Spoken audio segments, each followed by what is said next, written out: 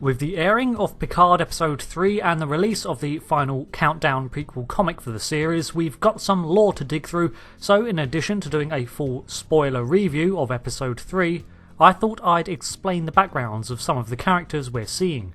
Please excuse any clattering in the background, it seems my neighbours are rebuilding Utopia Planitia in their front yard.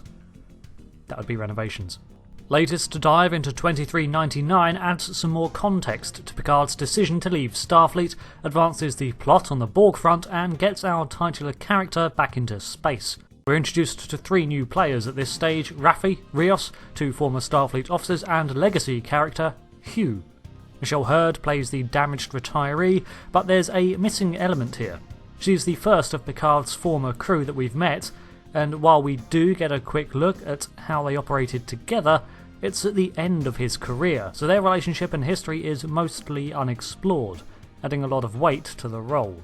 Therefore, most of the resentment she feels has to be directly explained to the audience through Picard. Hugh's return is rather downplayed, as it's revealed he's serving in a high-up position on the Borg Reclamation Project, which makes sense. He's yet to encounter anyone who would actually recognise him.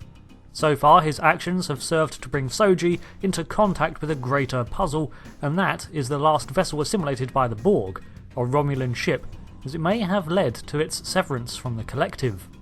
What is more puzzling is that Soji seems to be somewhat aware of the situation, even though she shouldn't, and the mentally damaged ex-Borg Romulans react rather poorly to her pressuring.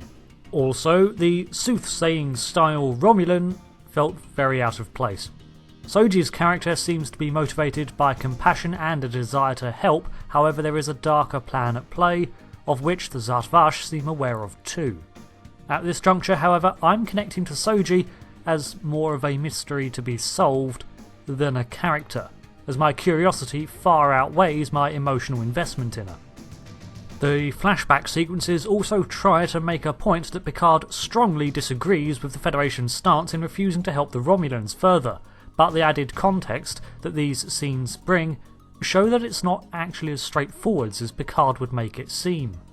It's funny, he accuses Starfleet in Episode 3 of being reactionary, but he too takes a drastic response and commits to it, ultimately to his and Starfleet's detriment, that being his retirement. As this series is following Picard, it makes sense that we're going to explore all of this from his point of view, but I find myself completely understanding and even somewhat agreeing in the Federation's actions. I'll cover this a little more in the lore section, but in review, these scenes may have had me emotionally empathise with Picard, but logically side with the Federation's approach. This is good. While we are following one man's actions and views, I feel the show is leaving a little room to interpret. You'll have to let me know in the comments if you feel this episode added to the knowledge of the first 2 has altered your opinion of the Federation and Picard's almost stubborn actions in threatening to resign and actually upholding that. It does come across as almost prideful, and I'm appreciating the complexity of the situation the closer it's examined. This is all thought in hindsight and through closer examination of the events as recounted, however, as the show moves on rather quickly, so this could too be seen as a weakness for not putting aside dedicated time to present a clearer case for the opposing side. But the rationale is there.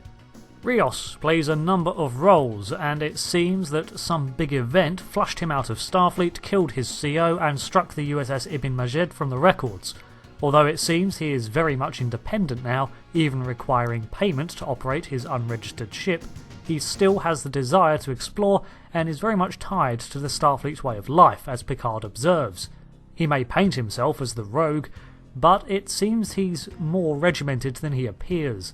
It's very strange that he'd make the crew of his ship all resemble him, with different personalities, leading me to believe that the holograms are simply cosmetically altered to look like him.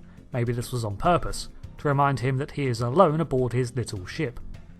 The action sequence at Picard's house reminds us just how dangerous Laris and Zhaban can be as they defend Picard, although I do wish he'd stop being thrown around without consequence. On one hand, it shows the brutality of the Zhat Vash, but on the other, it's getting unbelievable that he didn't even suffer a broken bone.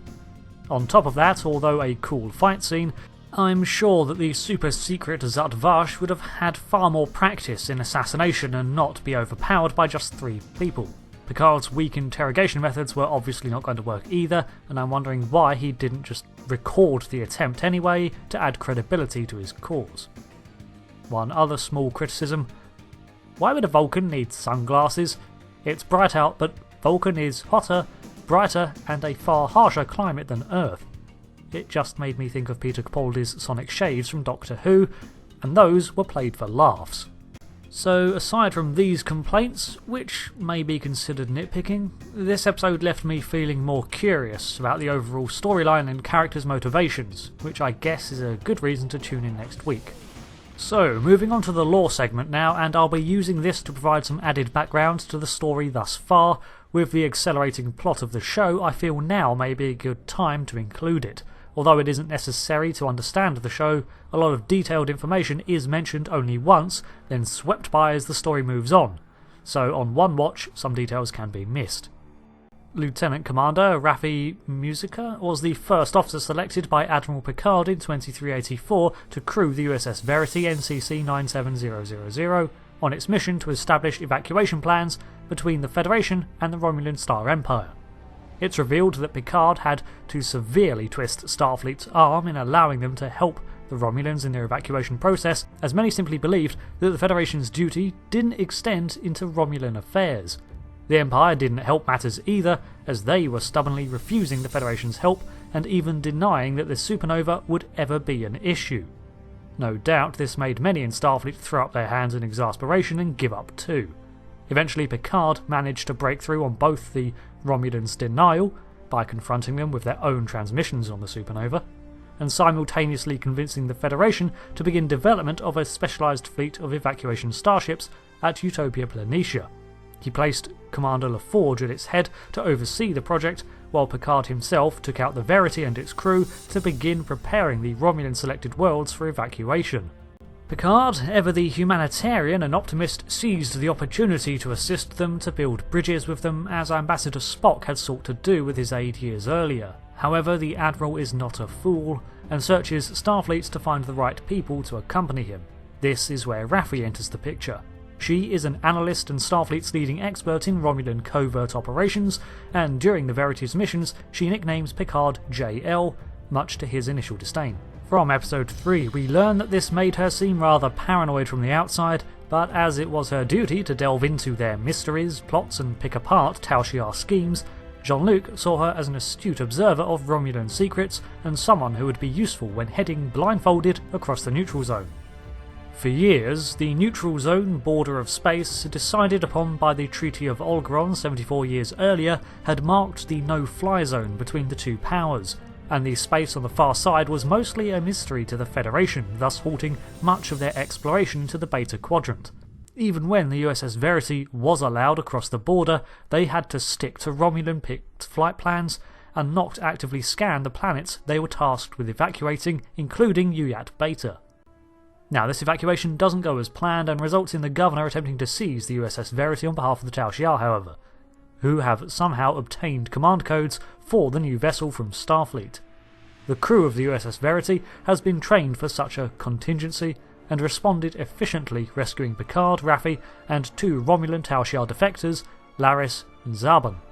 Once aboard the ship, Zarbon reveals that, true to Tal Shiar form, there was a scheme within a scheme, and he uses the full override codes for the USS Verity to take the vessel hostage. You see, their scheming rescue was also part of the plan. However, in speaking with Picard throughout this adventure, he had confessed that he and Laris had fallen in love, a violation of Tal Shiar protocol, meaning that they'd be dismissed from the service. And no one walks away from the Tal Shiar, if you take my meaning. After making a point to burn bridges with the organisation, Zarbon then turns control back over to Picard, and he and Laris prepare for a life on the run. Picard instead offers them a place of safety on the Federation capital in his Vineyard's employ. The Tal Shiar, meanwhile, in this rather nifty-looking Fail warbird, were chased off by Commander Vinux, seemingly one of Picard's supporters from within the Empire. But then the synthetic attack on Mars occurred, and Starfleet withdrew the USS Verity as the rescue fleet burned alongside the shipyards over Mars. Admiral Picard took part in a meeting soon thereafter to try to continue the operations to evacuate the Romulan planets. However, Now, with no fleet and little time left, Starfleet was unwilling to spare any more ships or people on the effort, instead making the choice to ban artificial android life and tighten its defences. I don't know if they were expecting follow-up incidents or what, but in hindsight their decision may have been egged on by Zatvash infiltrators into the organisation. Picard, in a last-ditch effort to convince Starfleet to rebuild and reinvest in its rescue efforts, threatened to resign if they did not comply. Unfortunately for him, they called him on it, and he did indeed tender his resignation.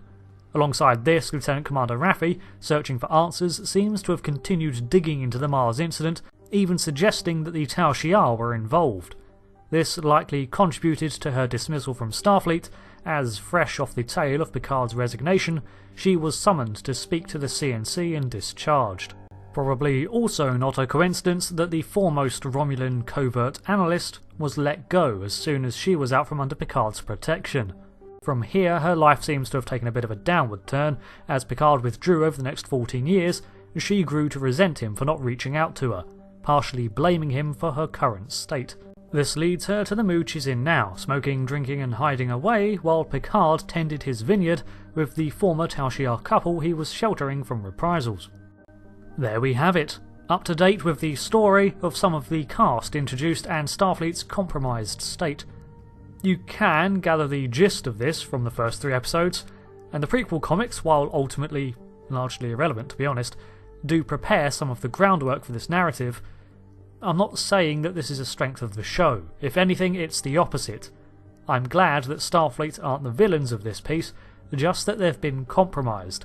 Although if they aren't returned to their former state as peacekeepers by the end of Picard, I'm going to be annoyed. I hope that Picard, by the end of the series, may have developed a taste for the laxer state of adventure, and after returning the Federation to full functionality by exposing this conspiracy, he chooses to stay with his new crew and jet off into the unknown for his own benefit at last. So now we can move on with the series, and I feel that this show is only going to be picking up speed from now on, as this episode very much felt like the boulder at the edge of a cliff, and now we get the landslide. Question is, has the show done enough to make it work? And will it abandon the slower pace it has, now it's got Picard back in the air? Thanks for watching my review and exposition dump on Star Trek Picard Episode 3, and let me know if you want me to continue with the lore segments or just stick to the reviews. Thanks again, and I'll see you next time. I've been the emergency editing hologram of Rick, and I'll see you later. Deactivate EEH.